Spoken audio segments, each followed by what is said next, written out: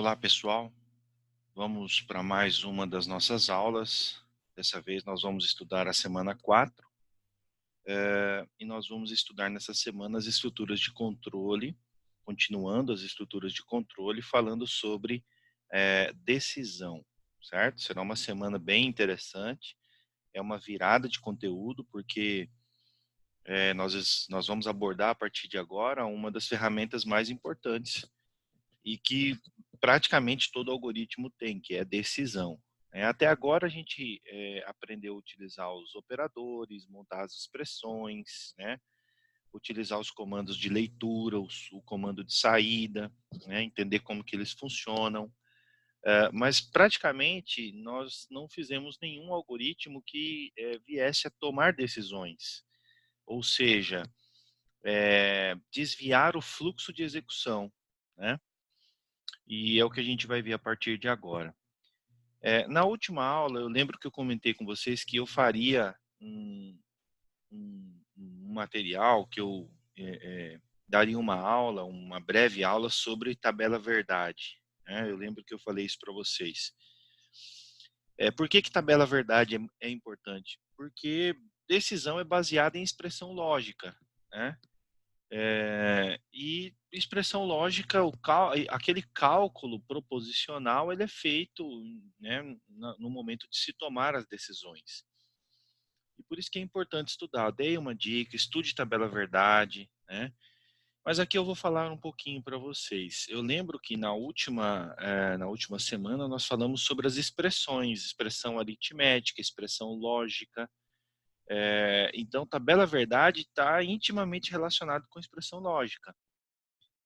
Na verdade, é o cálculo que se faz o tempo todo, né? Bom, o objetivo de falar de tabela verdade não é aprofundar no assunto da lógica proposicional, não dá, é muita coisa, é um assunto bem mais complexo, né? Mas é sim somente esclarecer como que a gente trabalha cada um dos operadores lógicos, que vocês já conhecem, né? O operador de conjunção, de disjunção, né? Que são operadores e, operador ou, operador de negação, né? Então o objetivo é esse. De antemão eu gosto de dizer o seguinte: a quantidade de linhas de uma tabela verdade depende da quantidade de variáveis proposicionais. Olha aqui, essa expressão aqui. P igual x e y ou não x e z, certo? Esse símbolo aqui, o circunflexo, é o operador e. A letra V em minúsculo, ela é o operador ou OR, certo? Esse símbolo de negação aqui, ele é o operador de negação, mas no Visual G a gente vai ver que tem outro operador. E aqui, novamente, eu já falei o circunflexo operador E, certo? Quantas variáveis tem essa expressão? Ela tem a variável x, y e z, certo? Quantidade de linhas que a nossa tabela vai ter. 2 ao cubo, 8 linhas. Sempre quantidade par, certo? Isso está relacionado aos possíveis valores que o cálculo proposicional trabalha, que é verdadeiro e falso, tá? Então, na tabela sempre nós teremos duas linhas. Sempre linhas pares, e aí sempre em potência da quantidade de variáveis que nós vamos encontrar. Nós vamos trabalhar a tabela verdade para essa expressão aqui, certo? E eu creio que vocês entenderão o funcionamento da tabela verdade. Porque o que passa disso, na verdade, é apenas exercício massivo mesmo. Tem algumas questões mais avançadas de lógica proposicional, mas que a gente não precisa para trabalhar com decisão, tá? Então tá, olha aí a tabela verdade, o início da tabela, né? Nós precisamos aí eu coloquei 3, 6, 8 colunas, e eu vou explicar por quê. Mas veja que ela já tem 3, 6, 8 linhas, certo? O primeiro macete para você começar a preencher a tabela verdade é assim: você identifica isoladamente as variáveis, né? O P não entra porque ele é o resultado da expressão. Então você tem x, y e z, posiciona ele nas primeiras colunas da tabela, certo? escolhe um lado, eu sempre escolho mais à direita, e preenche ele em F e V alternadamente. Olha lá, FV, FV, FV até o final, certo? Aí você pega a coluna ao lado e dobra a quantidade. Onde está F, você põe FF, VV, FF, VV. E aí vai para a coluna do lado, do mesmo jeito, dobra a quantidade de novo. 4 Fs, 4 Vs. Se tivesse mais um item, mais uma variável aqui na nossa expressão, nós criaríamos mais uma coluna lá, mais à esquerda, colocaríamos esse item no título dessa coluna e faríamos agora 8 Fs e 8 Vs, porque aí nossa tabela passaria de 8 linhas para 16 linhas, entenderam? 2 a quarta, certo? Então, só para revisar, escolha um lado, você pode escolher esse lado mais à direita ou esse mais à esquerda, tanto faz. Preencha alternadamente com FV. Pega a coluna do lado e preenche dobrando. Pega a coluna do lado e preenche dobrando também. Feito isso, o que nós vamos fazer? Agora a gente vai pegar a expressão e nós vamos quebrar a expressão, certo? Eu acrescentei aqui um número de linhas, ó, só para ficar mais claro. Nós vamos posicionar os operandos conforme a precedência de operadores. Então, veja, nós vamos pegar essa esse primeiro expressão, eu vou dizer assim, porque é uma parte da expressão, e vejam que está isolado por parênteses. Então, aqui a precedência dela está muito clara, né? Vou isolar isso. Eu vou isolar aqui em laranjado, vocês estão vendo que o X ele tem o operador unário de negação, ou seja, é um operador que aplica somente a um operando, né? E se ele se aplica a somente um operando, então eu vou isolar ele, certo? Olha ele aqui, ó, não X. E depois, aí ó, X e Y tá aqui.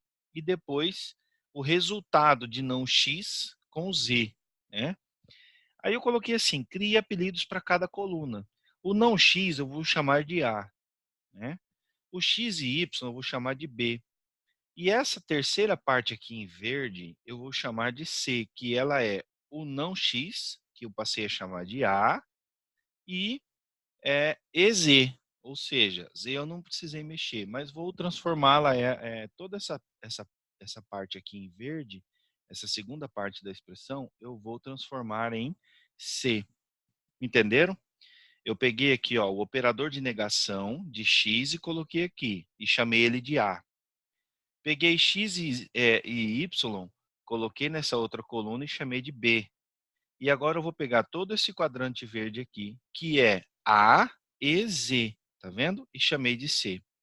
Por fim, eu pego toda a expressão aqui, que é P, e eu vou dizer assim, B, que é esse primeiro, ou Z, ou C, desculpa, ou C, tá aqui, ó, B ou C, né? E vou chamar de P. Perfeito. A partir daí, o que a gente começa a fazer? Nós vamos resolver as colunas, independentemente. Tem alguma influência na ordem? Não. Poderia ser essa expressão aqui, poderia ser B aqui, não tem relação.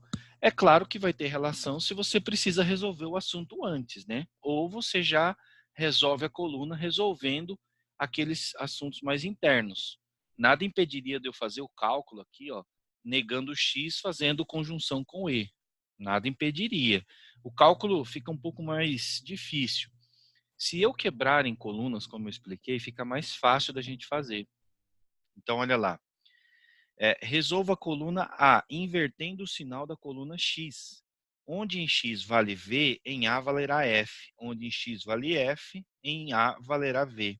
É simplesmente o operador de negação, ele inverte o valor. Ele inverte o sinal. É como se você multiplicasse um número por menos 1. Ele inverte o sinal, né? Olha aí o caso.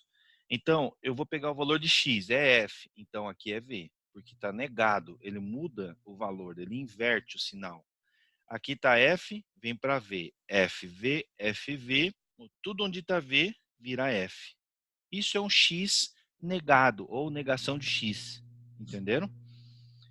Perfeito. Com base nisso, agora eu vou resolver essa outra coluna, que é x e y. Lembra de que eu acho que eu havia falado também para vocês, que quando se fala em e, ou seja, em conjunção, só será verdade quando ambos os lados forem verdade, né? Eu até explico aqui. Resolva a coluna B fazendo o cálculo entre as variáveis x e y. X e y. O operador e, que é AND, exige que ambas as variáveis sejam V para que o resultado seja V.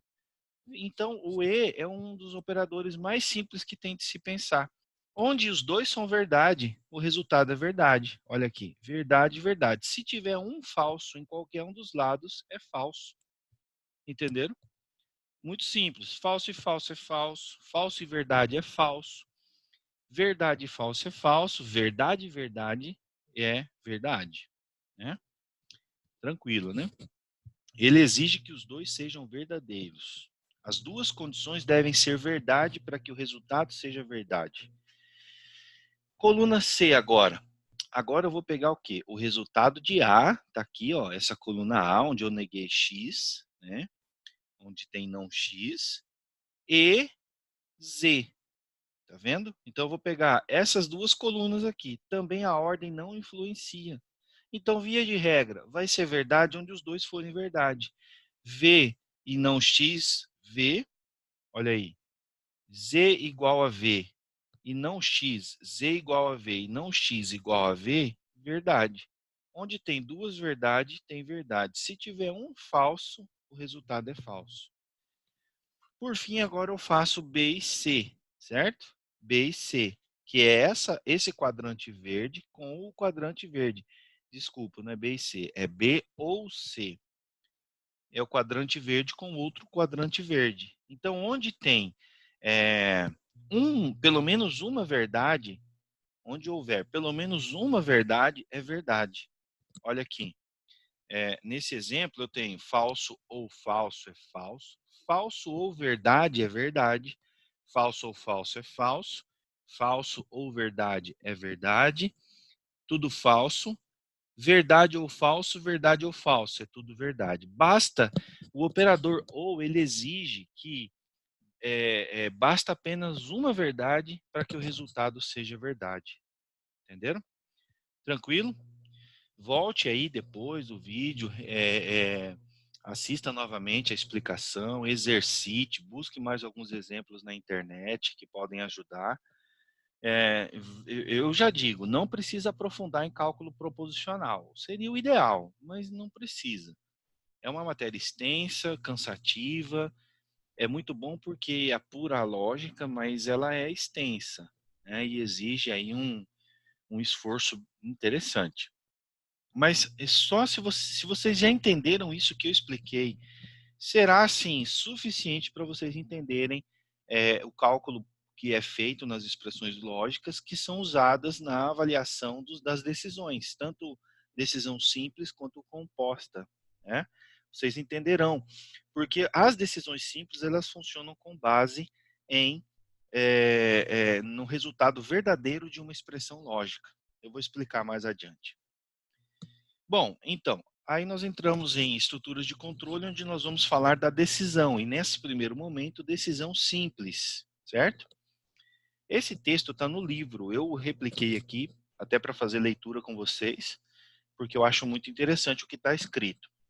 Veja bem, o conjunto de componentes de código que se associam para representar um processo de decisão ou de repetição é denominado de estrutura de controle. Sem contar com tais estruturas, a solução de determinados problemas seria inviável e, em alguns casos, até impossível. Se nós não tivermos o poder de tomar decisão dentro do algoritmo, muitos problemas se tornam inviáveis mesmo, tá? As estruturas de controle, ou seja, o fluxo de controle, lembra que eu expliquei para vocês na primeira aula que o algoritmo ele é executado de cima para baixo, via de regra, passando em todas as linhas? Se você quer impedir que um determinado bloco de código seja executado, dado uma determinada condição, então você precisa de uma decisão, certo?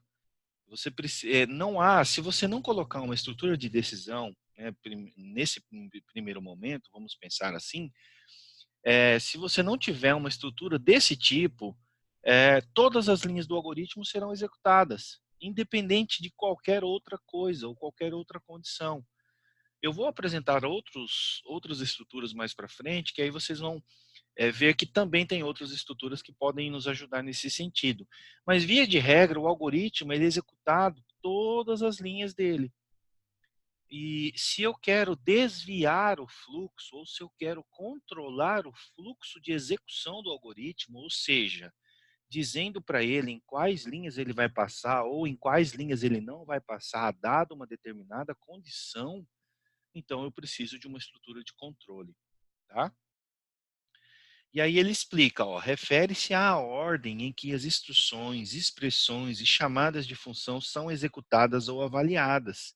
Via de regra, todas as linhas são executadas, exceto quando houver alguma estrutura de controle, tá?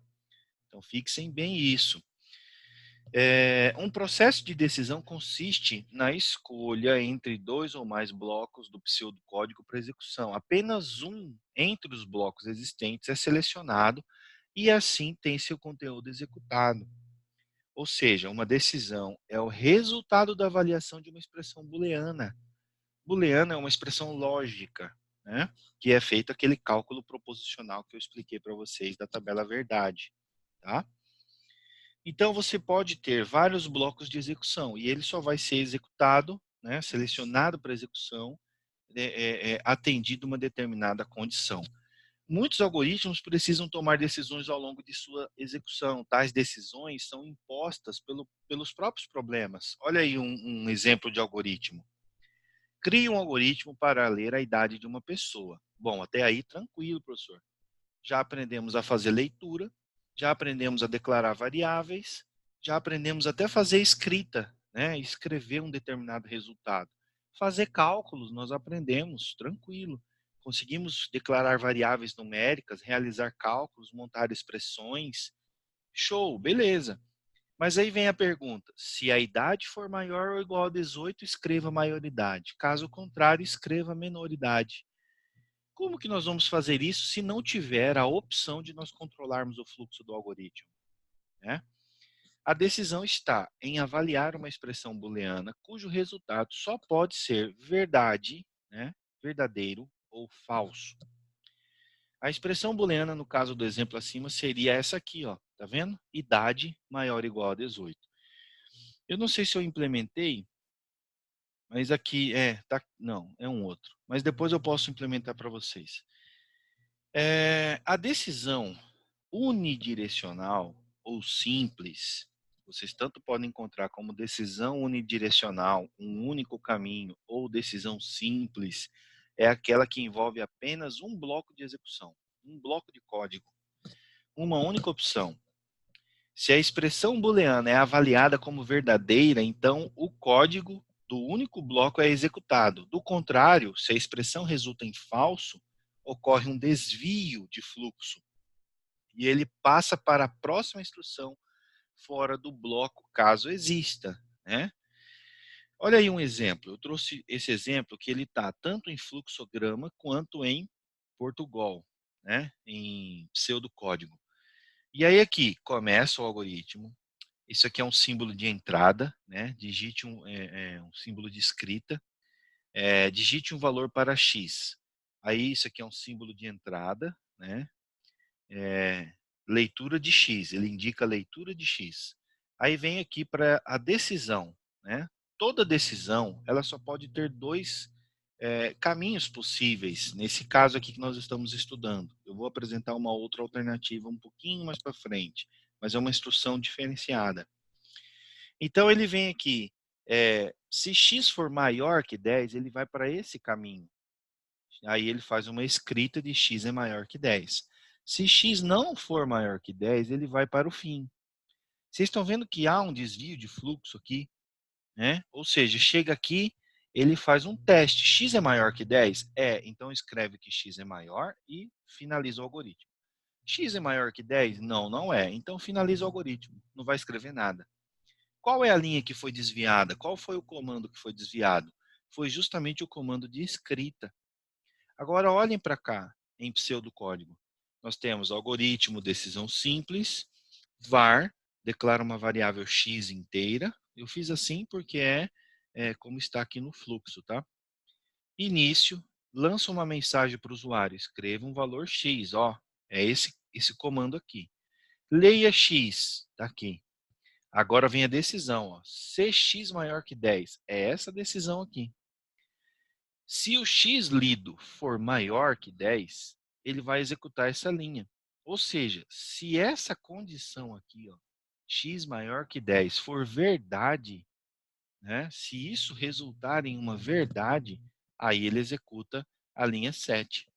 Caso contrário, ou seja, se não for verdade, ele não vai executar, ele vai se desviar para a próxima linha fora da instrução de decisão, do comando de decisão. E a próxima linha ele vai fazer aqui o fim C e vai para o fim algoritmo.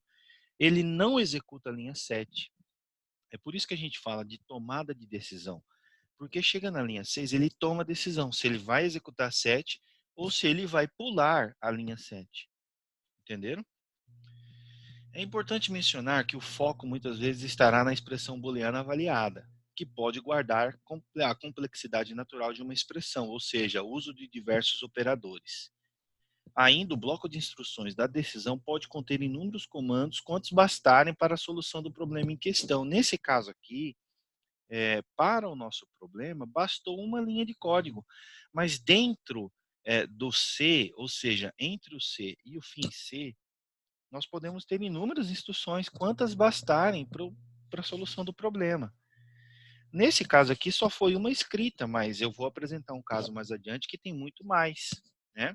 Você pode fazer leituras condicionais, escritas, cálculos, uma série de coisas, tudo de acordo com uma determinada condição. Vocês vão ver que essa ferramenta da decisão simples, ela vai passar a ser uma ferramenta comum, porque basicamente, nos algoritmos, a gente está a todo momento tomando decisão, né? Olha aí um problema. Isso aqui é interessante. Eu que criei esse problema para vocês. Pensa comigo. Crie um algoritmo para dizer se uma pessoa possui direitos civis plenos, relativos ou se é incapaz. Para tanto, será necessário avaliar a idade da pessoa, em primeiro plano, e, em alguns casos, se essa pessoa foi emancipada ou não. Não vou esgotar todos os casos ou situações em que uma pessoa possa ser considerada plenamente capaz dos seus direitos, né? Existem outras situações, mas eu quero tratar apenas da idade ou da emancipação. Beleza. Se a idade for maior ou igual a 18, eu já concluo que essa pessoa possui direitos civis plenos, ou seja, ela é maior de idade, né? Se a idade for maior ou igual a 16 e menor que 18, né? Leia-se, quando eu falo menor que 18, eu não estou dizendo menor ou igual a 18. Vocês têm que se acostumar com essas terminologias. Pensar que maior ou igual inclui o 18. Maior ou igual inclui o 16, mas menor que 18 não inclui o 18, para no 17. Nós estamos falando de números inteiros, então para no 17, né? Se fosse decimal, pararia no 17,99, um exemplo. Então, se a pessoa for maior ou igual a 16 e menor que 18, ou seja, maior ou igual a 16 e menor ou igual a 17, a pessoa possui direitos civis relativos. Ela é relativamente capaz. Nesse caso, ou seja, nesse último caso de relativamente capaz, ainda será necessário avaliar se a pessoa foi emancipada, o que lhe concederia direitos civis plenos. Por fim, se a idade da pessoa for menor que 16, essa pessoa é incapaz. Incapaz, eu quero dizer, de exercer os seus direitos civis de uma maneira plena. Ela é incapaz nesse sentido. Então, vamos revisitar as condições. Primeiro, se a pessoa for maior ou igual a 18. Aqui não há nem o que se falar, já é vida adulta. Agora, entre 16 e 17 anos, 16 e menor que 18, ela pode ser um relativamente capaz ou se ela for emancipada, aí ela já é plenamente capaz.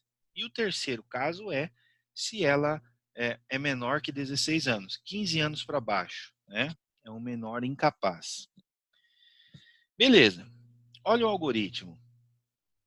Esse algoritmo, até anotei aqui embaixo, ó. Esse algoritmo será melhorado conforme o conteúdo. Eu vou explicar isso depois.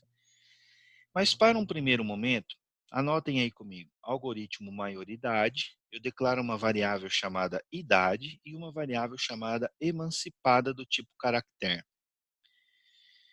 Escreva, digite a idade da pessoa. Ele vai digitar, o usuário vai digitar a idade da pessoa. Nós vamos ler a idade da pessoa e já aqui já vamos fazer um teste. Se a idade for maior ou igual a 18, escreva, possui direitos civis plenos. Pronto. Vocês entendem que a única avaliação que a gente está fazendo aqui é se a idade da pessoa é maior ou igual a 18? Se for, ela já é de maior e já exibe a mensagem. Possui direitos civis plenos, pronto, acabou. Finalizo a decisão aqui, ó. 7 a 9, C, fim C. Gente, todo C exige um fim C, tá? Aí eu vou ensinar vocês a organizarem isso um pouquinho mais para frente. Quantas instruções tem esse comando de decisão? O bloco de execução, o bloco de código que ele encapsula, tem quantas linhas? Somente uma linha, que é a linha 8. É apenas essa linha que está sendo desviada de fluxo até então. Mas preste atenção agora na linha 10. Se a idade for maior ou igual a 16, maior ou igual, tá vendo? Maior ou igual inclui o 16. E, olha o operador e, idade for menor que 18, leia-se 17, né? Então, olha aí a pergunta. Vocês precisam entender que aqui, ó, na linha 10, tem uma expressão lógica. Com a linha 10 é possível a gente fazer uma tabela verdade, onde nós teremos duas variáveis nessa expressão. Nós teremos essa primeira, idade maior ou igual a 16, e outra, idade menor que 18. Duas expressões, né? Duas variáveis. Tá, se a pessoa ela não tem 18, ele vai pular e vai vir para cá. C. Aí ela vai dizer, a idade dela está entre 16 e 17? Se estiver, se esse teste aqui for verdade, ele vai vir aqui e vai lançar uma mensagem. A pessoa é emancipada? Está fazendo uma pergunta. Digite S para sim e N para não. Leia emancipada. Olha o teste. Se emancipada, já escreva de pronto. Possui direitos civis plenos. Se emancipada não, então escreva possui direitos civis relativos, porque o menor de 18, maior de 16, ele é relativamente capaz, né? Pode votar, inclusive. Perfeito. Beleza, então as linhas, o teste que está entre as linhas 10 e 19, compreende várias outras instruções, inclusive testes dentro dele. Ah, então eu posso colocar um teste dentro do outro? Pode, vou explicar isso mais à frente. Eu posso ter inúmeras instruções dentro de um teste, sem problema nenhum, porque a gente entende justamente isso. O teste ele é um desvio de fluxo, é uma escolha de caminho, tá? Na linha 20, nós temos o último teste. Se idade menor que 16, então escreve absolutamente incapaz quanto aos seus direitos civis. Fim C na linha 22, fim algoritmo na linha 23. Entenderam? Eu acabo destrinchando um pouquinho e falo assim, ó. Eu isolei, né, coloquei algumas marcações só para mostrar para vocês o escopo de cada uma das decisões. Então eu tenho a primeira decisão em preto, a segunda em vermelho, a terceira em verde. 3 blocos de decisão completamente isolados. Eles são isolados, eles não dependem um do outro, né? Em todas as decisões, temos a avaliação de uma expressão booleana. Olha aqui, idade maior ou igual a 18 no primeiro, idade maior ou igual a 16 e menor ou igual a 18, idade menor que 16, certo? O segundo bloco de decisão possui mais de um comando, que é esse aqui, ó. Vocês verão que ao utilizar uma linguagem de programação, como Java, C Sharp, Delphi e várias outras linguagens, quando uma estrutura de decisão ela contém mais de um comando, ela exige a abertura de início e fim da instrução. No caso de C Sharp e Java, abre e fecha chaves. No caso de Delphi, begin e end, certo? Mas quando se tem somente uma instrução na decisão, não precisa de abrir e fechar o comando. Mas isso é quando a gente estiver mexendo com linguagem. Aqui no Visual G, via de regra, todo C precisa de um fim C, entendeu? Independente se terá ou não mais de um comando. Agora aí, ó, em vermelho, condições cujo resultado pode ser V ou F. Estão ali as condições. Condição composta, tá aqui, ó. O uso do operador E nos remete à tabela verdade. Eu lembro que eu falei que eu ia comentar com vocês. Ó, o uso do operador E nos remete à tabela verdade. Eu tenho aqui, ó, duas variáveis. Em verde são condições aninhadas, uma decisão dentro da outra. Por isso que é esse termo aqui, ó, condição aninhada, uma dentro da outra. Essas duas condições estão dentro da condição da linha 10. Entenderam? Por isso que a gente fala que são condições aninhadas. Perfeito. Olha a tabela verdade aí, da linha 10. Tabela verdade. Idade maior ou igual a 16 e idade menor que 18. Eu tenho duas variáveis, A e B. Operador E, certo? E se eu tenho A e B, ó, peguei o item mais à esquerda, preenchi com VF, VF. O item mais à direita, preenchi com VF, VF. E o mais à esquerda, dobrei, VV, FF. Onde que será verdade o meu resultado final? Somente quando as duas forem verdades. Somente quando a idade for maior ou igual a 16 e idade menor que 18. Quando as duas forem verdade, aí eu estou falando de uma verdade. Aí ele entra na linha 11. Entenderam? Olha a tabela verdade com duas variáveis, 4 linhas. Se tivesse 3, 8. Se tivesse 4, 16. Se tivesse 5, 32 linhas. Né? Perfeito? Entendido? Joia. Nós vamos continuar agora fazendo um exercício. Só um minutinho que eu vou abrir o meu Visual G aqui. Que eu vou fazer aquela implementação do algoritmo de 18 anos, né? Leitura da maioridade. Vou fazer com vocês aqui. Só um minuto.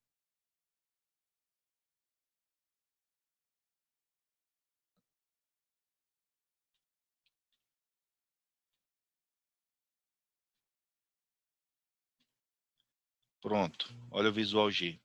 Vou implementar aqui. Maioridade. Né? Deixa eu apagar essas linhas aqui que eu não vou usar elas.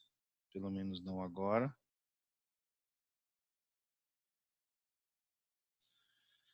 Então, vou criar aqui idade do tipo inteiro. Vamos fazer a instrução, escreva, informe a idade. Leia, idade, muito tranquilo. E aqui começa, se eu aprendo toda instrução que eu preciso abrir e fechar, eu tenho um hábito de que me ajuda a evitar erro. Eu já abro, dou um Enter e faço o fim C, certo? E volto e escrevo a condição. Ou às vezes eu escrevo assim, ó. Eu faço assim, se idade maior ou igual a 18, então, fim C. Volto lá, Enter, e aí eu escrevo o que eu tenho que escrever. Escreval, ó, maioridade. Certo? Ctrl G ele vai alinhar. Ah, professor, mas nesse caso aqui tem o senão. Verdade. Né? Porque se ele não for maior ou igual a 18, ele só pode ser o quê? Menor que 18. Entenderam? Esse é um exemplo daquela maioridade, aquela primeira que estava lá no slide. Nesse caso, eu acrescento aqui um senão. Ó, senão, e o Visual G exige que você quebre a linha, escreval, ó, menoridade. Ctrl G, ele alinhou F9. Ó, vamos digitar aqui 15, menoridade. De novo, F9, 19, maioridade, certo? F8, vamos ver como que ele se comporta passo a passo. F8, F8, F8, F8, F8 escreveu, F8 leu, tá aguardando leitura. Vou digitar 21, Enter. Aqui ele vai fazer o teste, ó. F8 ele vai verificar se a idade é maior ou igual a 18. Ele vai na linha 7. Ele vai executar a linha 7 e vai pular para a linha fim C, a linha 10. Ó, desculpa, ele já pula, passa para o algoritmo. Até isso é confuso. Tem umas versões do Visual G que ele cumpre o fim C. Fim algoritmo, olha aí, F8, pronto. Vocês viram que a linha 8, 9 e 10, 8 e 9, né, vamos dizer assim, elas foram desviadas. Não houve a execução dessas linhas. Maioridade. Tudo bem até aqui, pessoal? Se tiver alguma dúvida, guarde a sua dúvida aí para a nossa webconferência. Perfeito. Agora nós vamos para a parte onde a gente vai falar de decisão composta e da instrução caso ou da instrução escolha. Vou explicar isso. Vamos lá. A decisão composta é a chamada bidirecional, né? É aquela onde a gente vai ver que ela envolve dois blocos de código. Uma, se o resultado da decisão for verdade, e outro, se o resultado for falso, certo? É aí o que eu estou explicando. Se a expressão é avaliada como verdadeira, eu executo um determinado bloco de código. Se ela é contrária, e o contrário à verdadeira é só o falso, então a expressão resulta em falso, outro determinado bloco de código é executado. Tá? Olha aí esse algoritmo. Muito claro, né? E a gente, enquanto é aluno, a gente fica fazendo esse cálculo aí quase que o tempo todo. Veja bem, inicia, faz a leitura de N1 mais N2, né? Faz a leitura de N1 e N2. Esse retângulo aqui significa processamento. Eu faço um cálculo, eu atribuo a média N1 mais N2 dividido por 2. Isso aqui é expressão? É expressão. Tem precedência? Tem. Eu estou somando para então dividir. Se não tivesse os parênteses, ele faria divisão de N2. Eu demonstro isso para vocês na aula sobre expressões. E aí ele caminha para uma decisão. Ele pergunta assim, se a média for menor que 6, o aluno está reprovado, fim. Se não, ou seja, se a média for maior que 6, maior ou igual, né, o aluno está aprovado. Isso é interessante vocês pararem para pensar um pouquinho. Olha o algoritmo. Média menor que 6. O que é média menor que 6? 5,9 é menor que 6? Aluno está reprovado. Se não o quê? Se a média não for menor que 6. E o que é média? O que é uma média não menor que 6? É uma média igual a 6 ou maior que 6. Entenderam? Então, o contrário desse menor seria uma média maior ou igual a 6. Aí, olha só, vamos lá, média notas. Nós lemos a N1, N2 e temos uma variável média do tipo real. Faço a escrita para ele informar a N1, leio N1. Faço a escrita para ele informar N2, leio N2. Aqui eu estou fazendo o cálculo. Média recebe N1 mais N2 entre parênteses, ou seja, ele faz a soma primeiro e daí ele divide por 2. Se a média for menor que 6, então ele vai escrever aluno reprovado. Se não o quê? Se a média não for menor que 6. Se ela não é menor que 6, ela só pode ser ou igual ou maior que 6. E aí ele escreve, então, aluno aprovado, linha 12. Caminha para o fim algoritmo. Entenderam? Muito simples, né? É só pensar no inverso da decisão que leva à execução da verdade. Olha só. Se é verdade que média é menor que 6, o que é o contrário disso? Entenderam? Porque a linha 10, ele só executa no caso de verdade. A linha, os comandos que estão debaixo do senão, ele só executa se for falso. Por isso que nós temos bidirecional, porque nós temos dois possíveis caminhos de execução. Tanto podemos ir para a linha 10, quanto podemos ir para a linha 11. E o que diz para onde nós vamos? O resultado da expressão. Se for verdade, linha 10. Se for falso, linha 12. Certo? É importante mencionar que o foco muitas vezes estará na expressão booleana, isso eu disse lá na primeira apresentação de novo, né? Que pode guardar a complexidade natural de uma expressão, ou seja, diversos operadores. O bloco pode conter inúmeras instruções, e aí eu volto ao mesmo problema dos direitos civis plenos, relativos ou incapazes, né? E aí eu mudo a solução do problema, agora com o uso do senão, e fazendo todo sentido. Por que a gente usa o senão? É bem necessário dizer que as condições elas não podem se sobrepor, né? Eu sei que isso é complicado nesse momento para vocês entenderem, mas vamos meditar nesse algoritmo aqui. Algoritmo maioridade, declaro emancipada. Peço para o usuário informar a idade, o aluno lê a idade.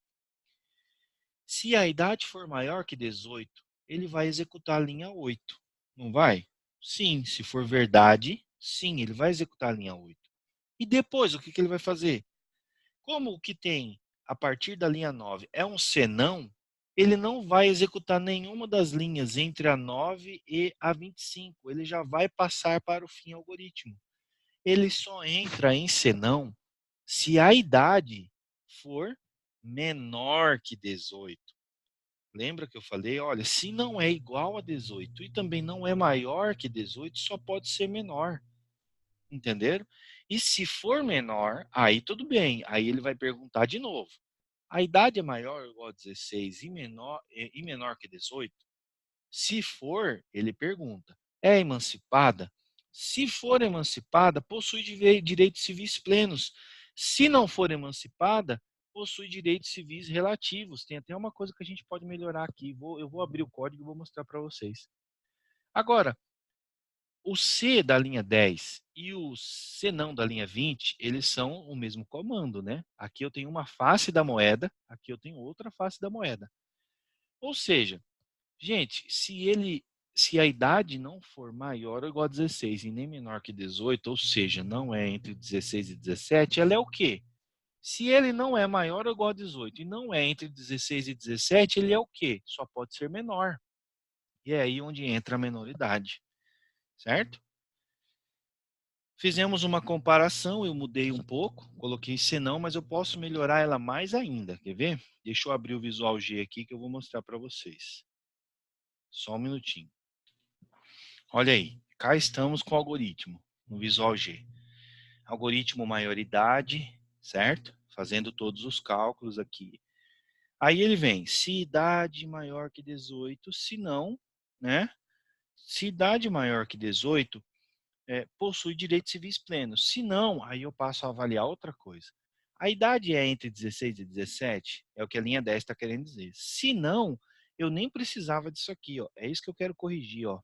Eu nem precisava disso aqui. Ó. Essa linha já é a se não. Ó. Economizei mais uma instrução aqui. Porque, veja, raciocina comigo. Se a idade é maior que 18, eu sei que ele já é de maior, pronto e acabou, fim algoritmo. Agora, se a idade não é maior que 18, aí eu preciso analisar. Ele é um relativo? Ele está entre 16 e 17? Aí eu pergunto, ele está entre 16 e 17? Aí, de repente, não. Se não está, eu já sei que ele é absolutamente incapaz. Não preciso nem testar o menor de 16. É a outra face da moeda. Agora, se ele for entre 16 e 17, aí eu tenho que ler a informação da emancipação e perguntar de novo: é emancipado? Possui direitos civis plenos. Se não, olha outro teste que eu vou desaparecer com ele aqui. Ó. Deixa eu desaparecer com o fim C. Ctrl G ele organiza para mim. Ó, ficou mais simples. Vamos testar o algoritmo? F8, só para vocês entenderem. Olha lá.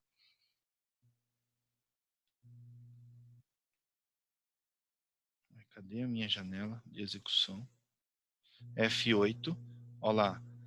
Declarou, certo? Digite a idade. Leia a idade. Eu vou colocar 19 anos. Primeiro caso. F8. A idade é maior ou igual a 18? Escreva, possui direitos civis plenos, fim algoritmo. Acabou a execução. Perfeito. Joia. F8 de novo. Olha lá.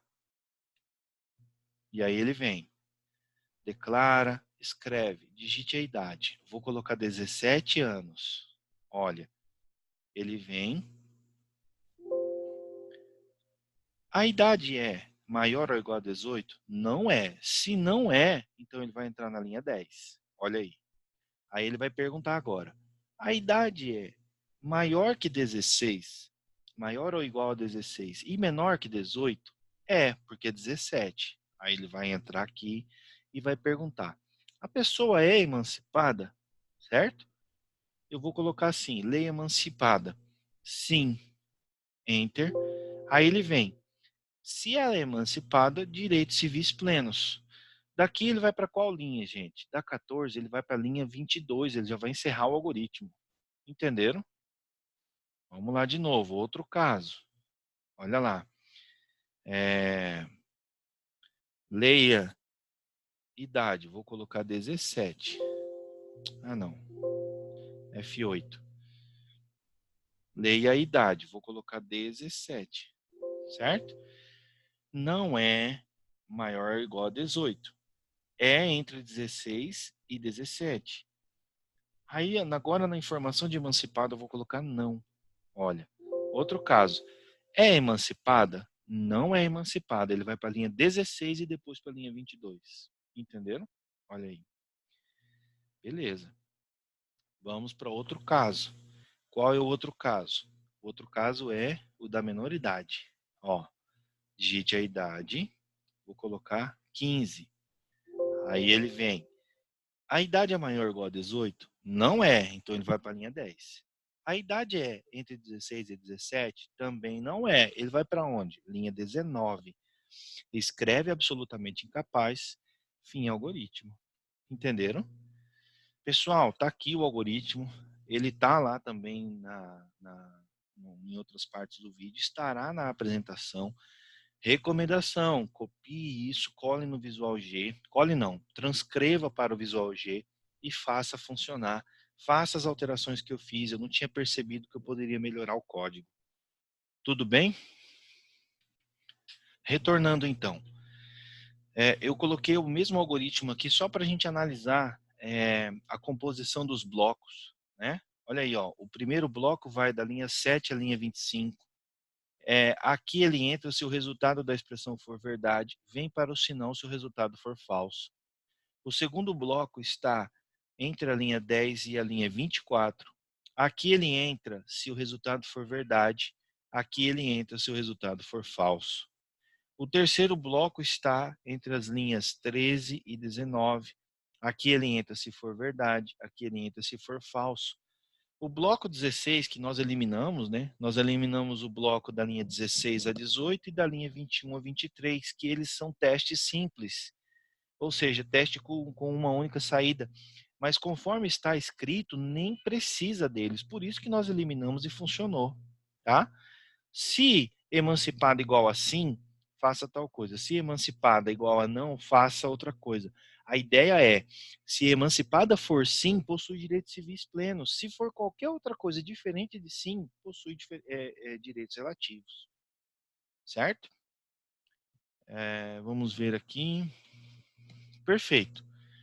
Vamos passar agora para uma outra parte que eu havia colocado na disciplina, para essa aula de hoje, que é parte C, eu continuando a falar sobre decisão de múltipla escolha. Só um minutinho. Deixa eu voltar aqui e vou compartilhar com vocês. Nós já falamos de decisão simples, falamos de decisão composta, ou seja, a primeira unidirecional, a segunda bidirecional. Agora eu vou apresentar uma instrução que ela é bem interessante. Eu não uso ela muito, mas ela é bem interessante.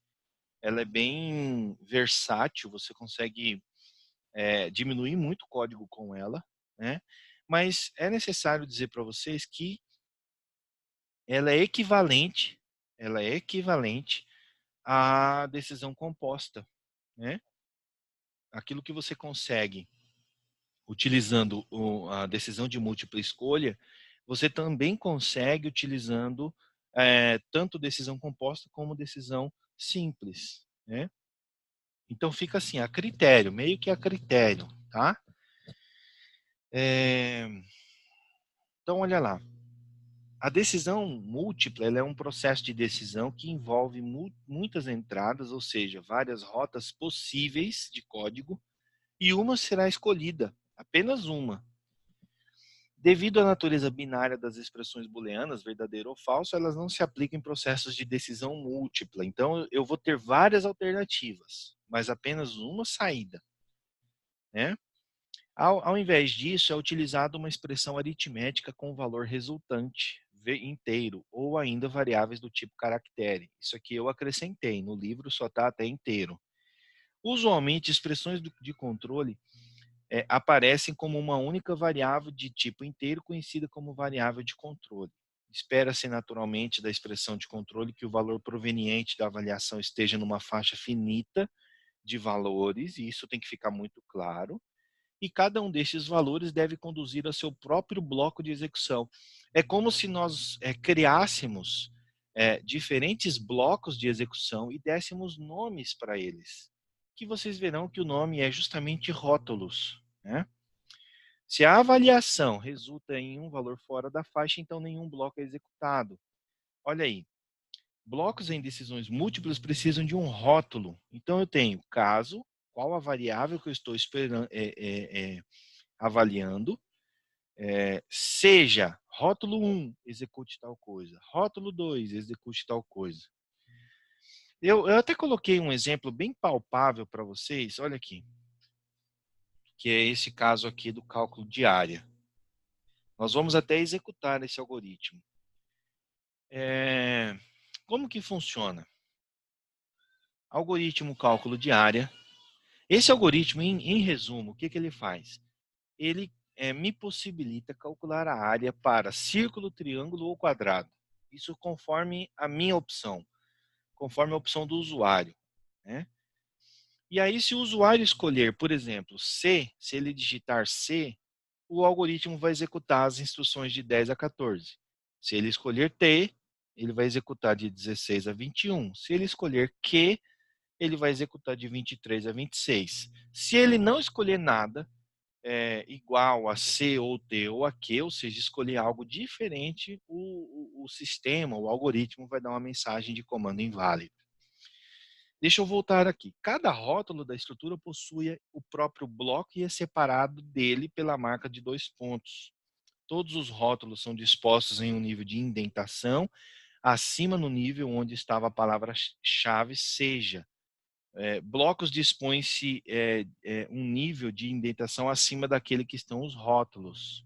Olha lá, em síntese, após a avaliação da expressão de controle, um valor inteiro é obtido, o rótulo com este valor selecionado e, por fim, o bloco é executado. Isso é o que está no livro, tá, pessoal?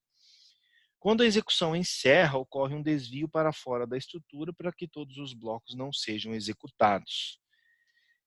A palavra-chave senão, que é uma palavra que vai por fim, né? Mas que lá no Visual G não é senão, é outro caso, olha aí. Ela funciona como uma válvula de escape, né? Se não pegou nenhum dos rótulos, pega ela. Se você omite essa cláusula, esse comando, ele não vai fazer nada. Ele só não vai entrar em cada um dos blocos, ou em um dos blocos, e vai terminar a instrução e não vai fazer nada, né? Olha aí, esse algoritmo. Vamos nele novamente. Eu acho que eu tenho ele aqui. Deixa eu compartilhar ele com vocês. Só um minuto.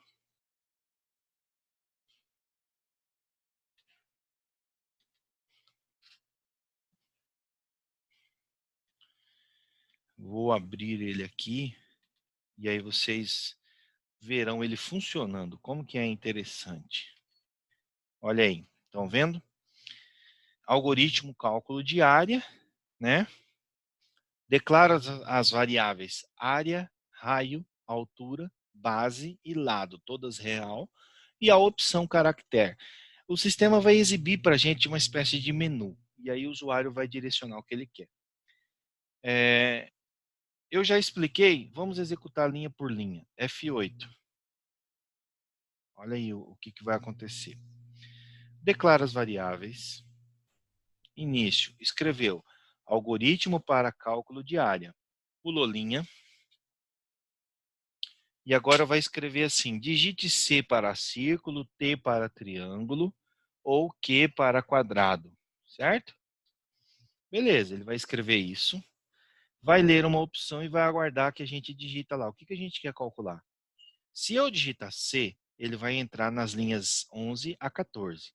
Se eu digitar T, 16A, 21 e Q nas outras. Se eu digitar qualquer outra linha, qualquer outra letra, número, caractere, que não seja C, T ou Q, ele vai cair no outro caso. Vamos primeiro para o círculo. Olha lá. C. Escolha, opção. Escolha. Aí ele vai avaliar a variável opção. Se ela for C, ele vai entrar aqui na linha 11, que foi o que a gente digitou. Aí olha aí o que ele vai fazer. Digite o raio. Aí eu vou colocar 5. Leia raio. 5, né? Faz o cálculo e faz a escrita. Pronto. A hora que ele fez isso, ele já vai para o fim do algoritmo, já encerra ele. Vamos ver outro caso? F8, vai, algoritmo, digite e leia a opção. Qual que nós vamos informar? Vamos colocar T de triângulo. T, escolha, opção, ele vai avaliar a opção e vai ver, opa, é T. Então ele entra lá no 16. Digite o valor da base, leia o valor da base, 23. Enter. Agora digite a altura, leia a altura, 10. Opa, faz o cálculo e escreve a área do triângulo, 115. Entenderam? Beleza? De novo, para a gente fechar o caso Q agora. Ó, leia a opção Q. Enter. F8, Q. Deixa eu baixar o código aqui para vocês verem o código executando.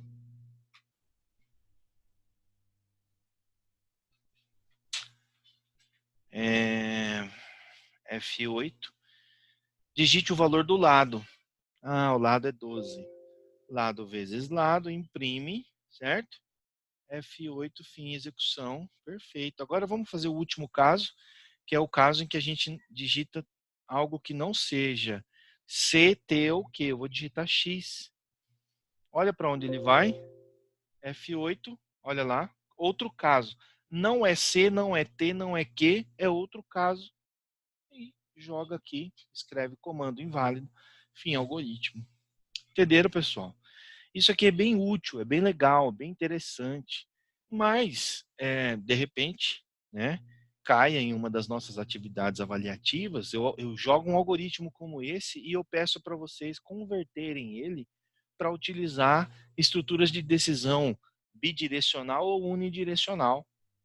E aí vocês verão que é equivalente, eu posso fazer, né, sem crise nenhuma, sem problema. Ou seja, a gente entende, então, que esse comando escolha, ou caso em outras linguagens, case, é uma ferramenta. É uma ferramenta. E aí, como ferramenta, você usa aquilo que você tiver mais habilidade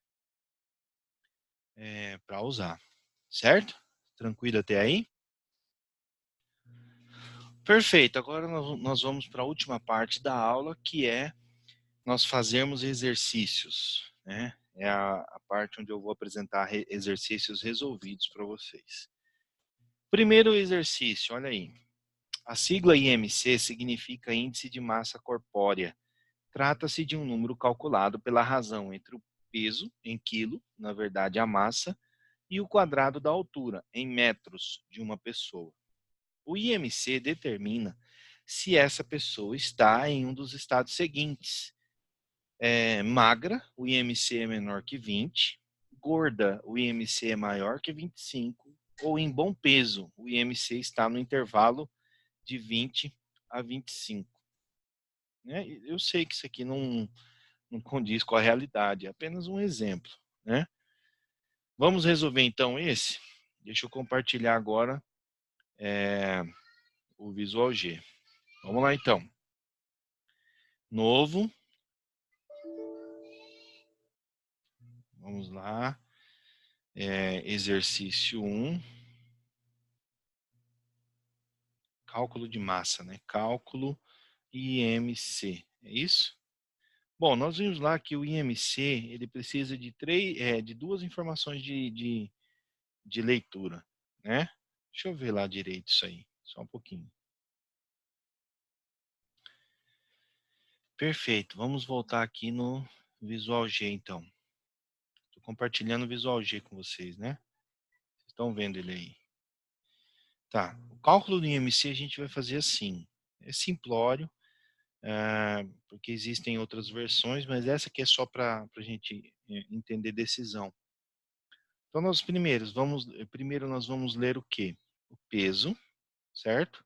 Em quilo, a altura, em metro, e nós vamos ter o IMC. Tudo real. Vou colocar tudo real. Ok. Nós vamos fazer assim. Escreva, informe o seu peso, certo? Embaixo, leia peso. Depois, escreva, informe sua altura. Embaixo, leia altura. Perfeito. O IMC, então, vai receber o quê? O peso dividido por quem? Por altura elevado ao quadrado, certo? Aí vem os nossos testes. Se o IMC, vamos ver aqui de novo o que ele colocou. Se o IMC for menor que 20, a pessoa é magra. Se for maior que 25, ela é gorda. Se for entre 20 e 25, ela está num bom peso. Então, olha, se o IMC for menor que 20, então, ó, fim C, lembra de já abrir e fechar o comando. Escreva, ó, você está magro, certo? Beleza. Mas pode ser que não seja menor que 20. Se não for menor que 20, então ele pode ser igual ou maior, né? Aí eu vou fazer outra coisa. Eu posso fazer assim, ó. Se, outro teste, IMC. Se o IMC for maior ou igual a 20 e o IMC for menor que 25, então, fim C, escreval, ó, você está num bom peso. E aí agora por último, se IMC for maior ou igual a 25, então, fim C, escreva, você está acima do peso, certo? Ctrl G, ele alinha tudo pra gente. Isso aqui vai funcionar? Vai funcionar. Vamos colocar um teste? Vamos lá. Vou colocar aqui, ó. Peso, 90 quilos. Altura, 1,83. Você está magro. Você está acima do peso. Está com problema no nosso algoritmo. Certo? Qual foi o problema aqui? Ah, errei aqui, ó. Não é maior que 20, é menor que 20. Certo? Olha o erro. Informe seu peso, 90. Sua altura, 1,83. Você está acima do peso, certo? Vamos executar passo a passo? Olha lá. Passo a passo. Declarou, informou seu peso, leu o peso. Vou digitar 90. Informe a sua altura, leu a altura, 1,83. Leu a altura. Fez o cálculo do peso do IMC, olha lá o valor que deu, 26,87. Então, não é menor que 20, não é maior ou igual a 20 e menor que 25, só pode ser maior que 25. Escreva, você está acima do peso, fim algoritmo. Tudo bem? Só que esse algoritmo aqui, não é porque funcionou que ele está certo. Aliás, alguém pode até questionar, professor, funcionou, então está certo. Mas não é essa a nossa visão quando a gente está programando. A gente tem que buscar um código melhor. E como as condições estão isoladas, elas estão isoladas aqui. Né? São 3 condições isoladas. Mas vocês percebem que elas têm uma ligação? Elas têm uma ligação. Então eu posso, ao invés de fazer isso aqui, escrevo assim, ó. Senão aqui, senão aqui. Espera aí. Fim C, fim C, fim C. Olha lá. Senão fim, C fim C, C fim C, C fim C. Porque na primeira versão que a gente tinha, ele testava todas as condições, certo? Ele testava todas as condições.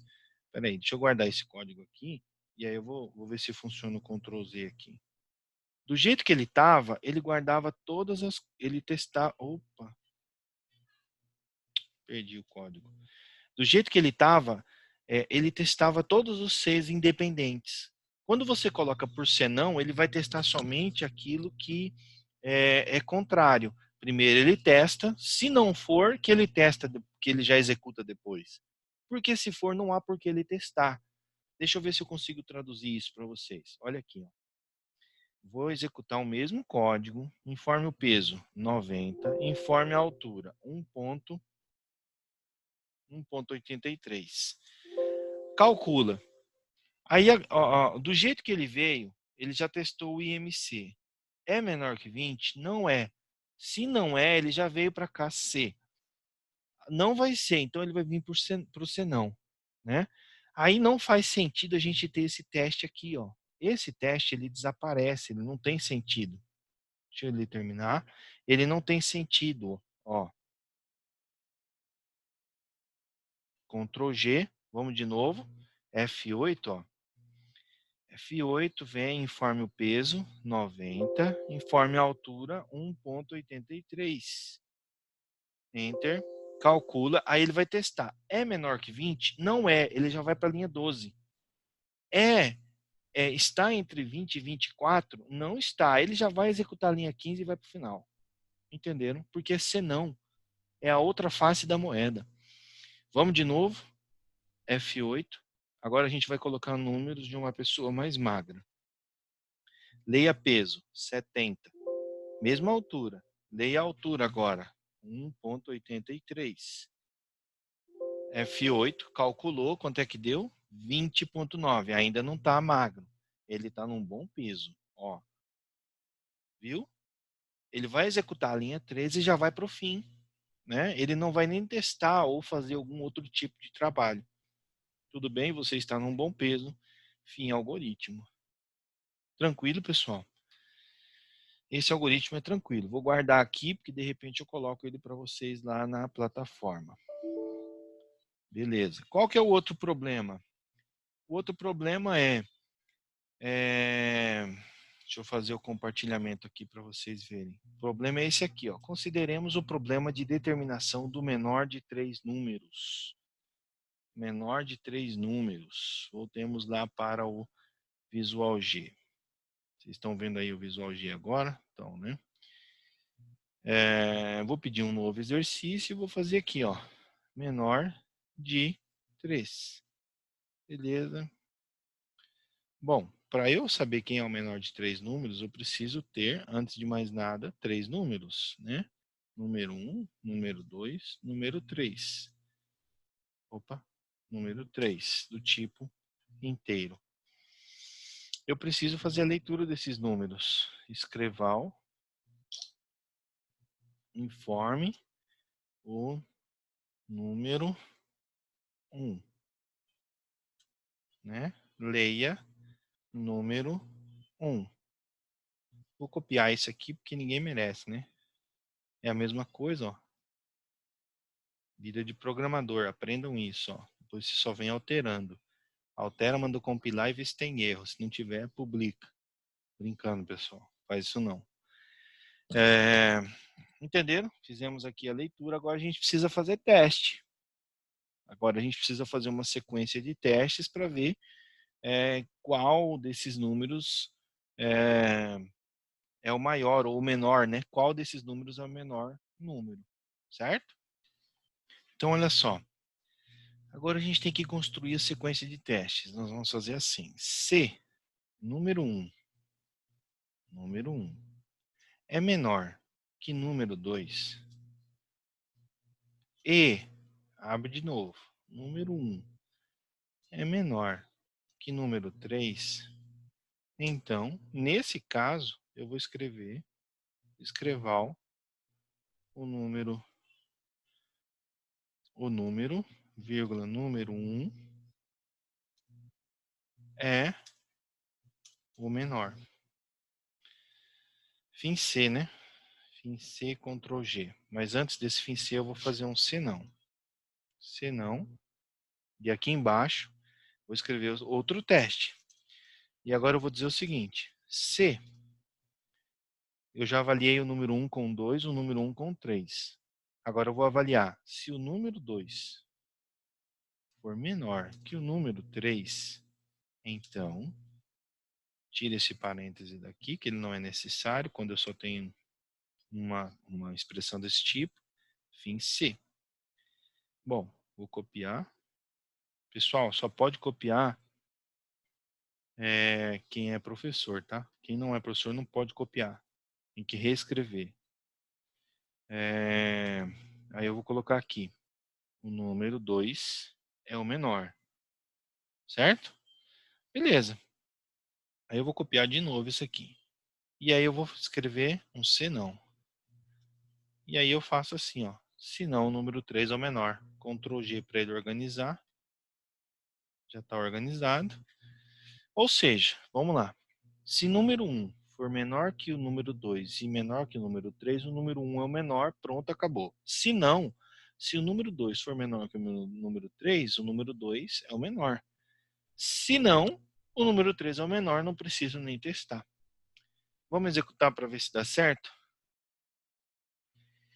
Vamos lá. F8, leia o número 1, vou colocar 1. Leia o número 2, vou colocar 2. Leia o número 3, vou colocar 3. F8. Ele já caiu no 12. O número 1 é menor. Feito, fim algoritmo. E por aí vai. Vamos para outro caso. Número 1, 2. Número 2, vou colocar 1, certo?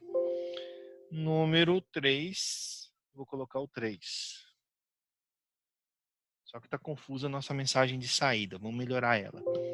Ele vai entrar aqui, ó. Ele testou. O número 1 é menor que o 2? Não. Está confusa essa mensagem aqui. Deixa eu mudar isso aqui, senão vocês vão falar que meu algoritmo está com problema. O número 1 vou colocar 2 pontos aqui, é menor. Número 2 aqui. E o número 3 aqui, certo? Para ficar mais clara a saída. Vamos lá agora. Ele vai informar, o usuário vai informar 2, 1 e 3. Quem que é o menor aqui? É o número 2, vocês estão vendo? O segundo número, ó. Esse número aqui é o menor. Perfeito. F8.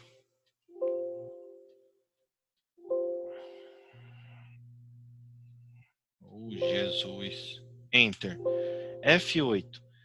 Ele testou. Número 1 é menor que número 2? Não é.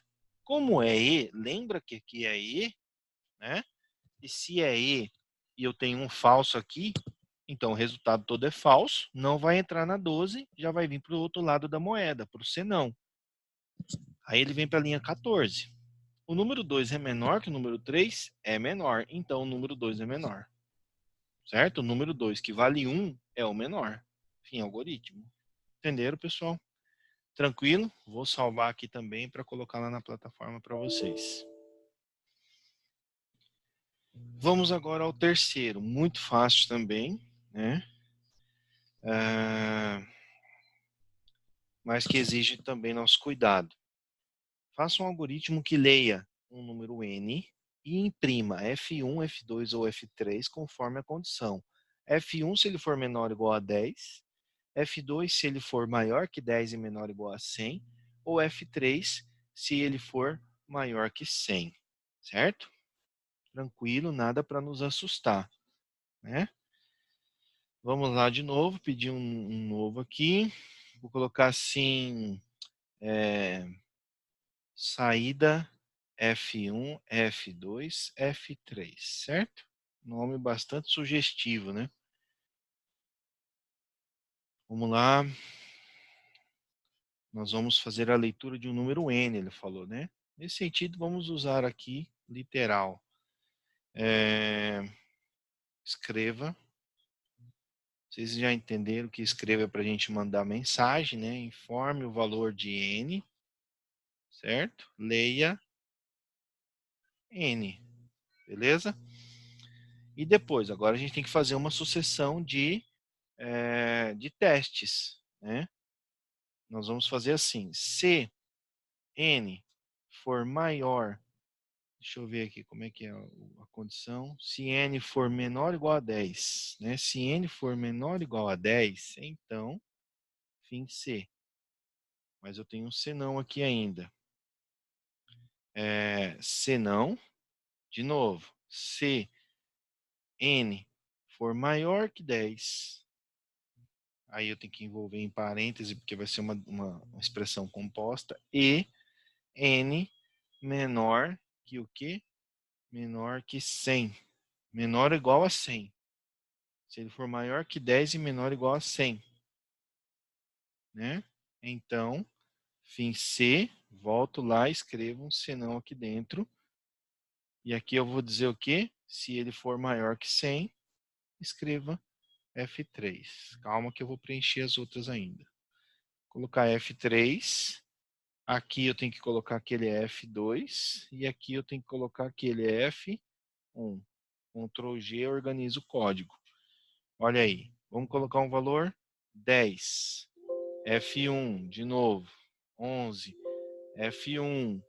F9. Opa, 11. Deu F1. Mas aqui é menor ou igual. É menor ou igual. 11. Deu erro. Qual foi o erro? Se não... Se n for maior que 10 e n... aqui, ó. Bendito desse erro aqui. 11. F2, certinho. E agora, vou colocar um número maior que 100. 123, F3. Perfeito? Vou guardar lá para colocar na plataforma para vocês. Agora, nós vamos fazer esse aqui, ó, exercício 4.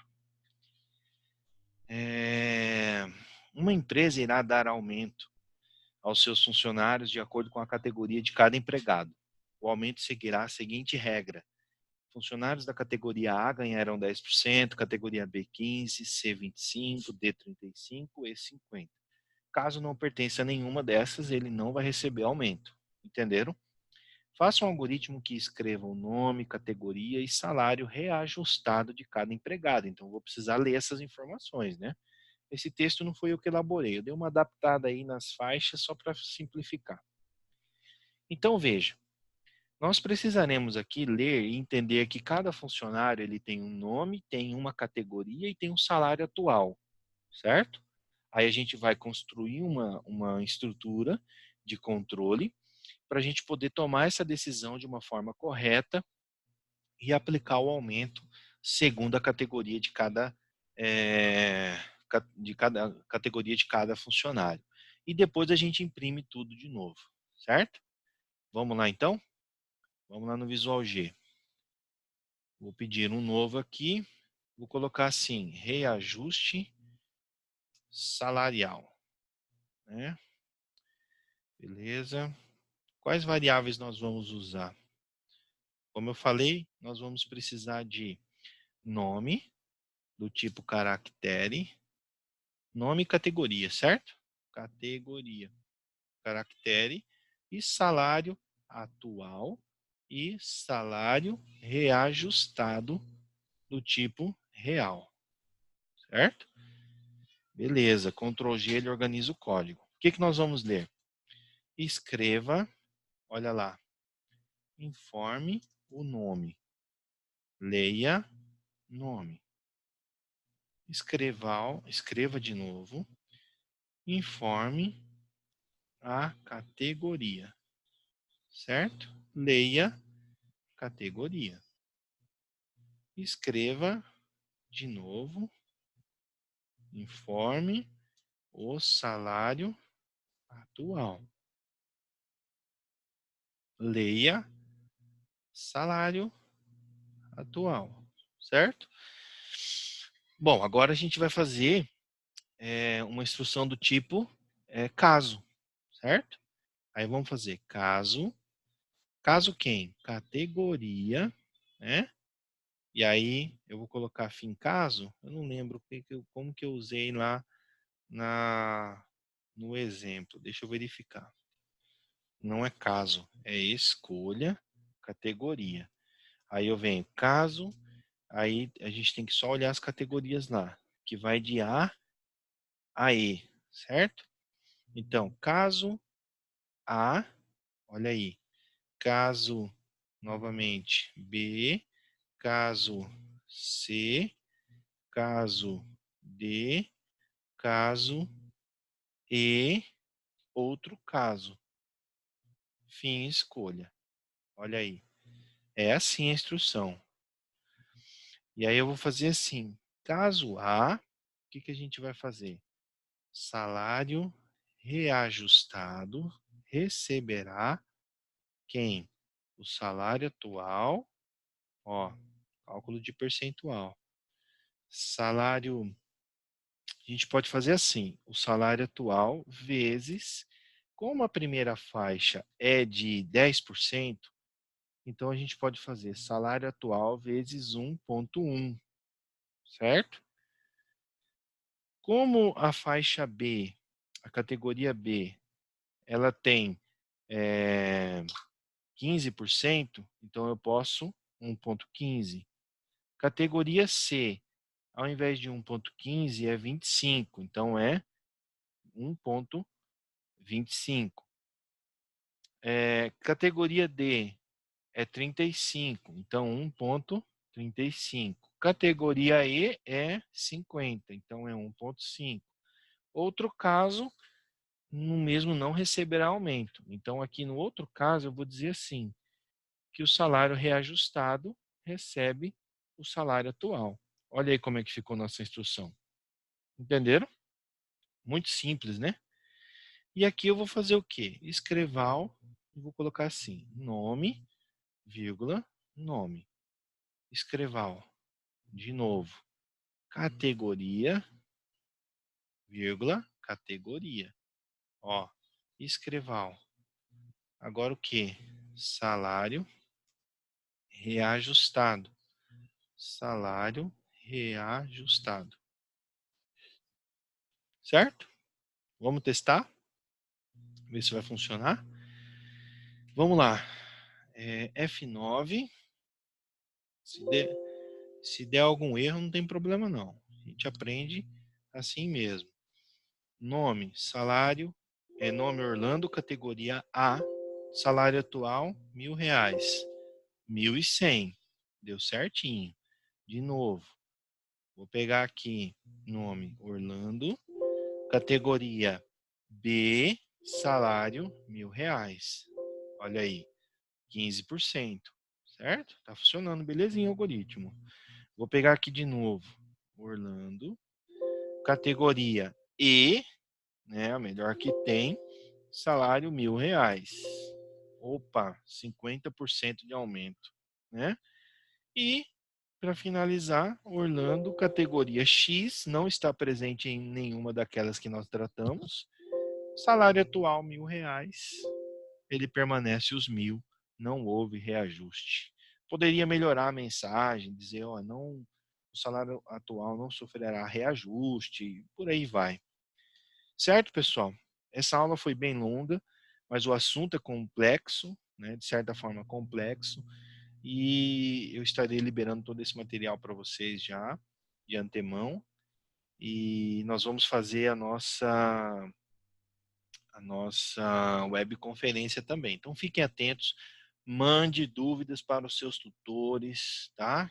Que eles vão te ajudar, com certeza, são pessoas experientes e que podem ajudar a todos. Tudo bem? Então tá certo. Grande abraço a todos. Deixa eu só voltar para dizer uma coisa para vocês. Repliquem esses algoritmos, copiem eles para o Visual G, faça funcionar, tá? Eu vou liberar eles para vocês, mas é óbvio que eu não vou liberar o código, eu vou mandar uma mensagem, uma imagem, e aí vocês vão transcrevendo o código, tá?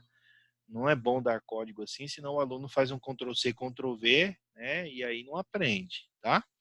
Abraço de novo, até mais.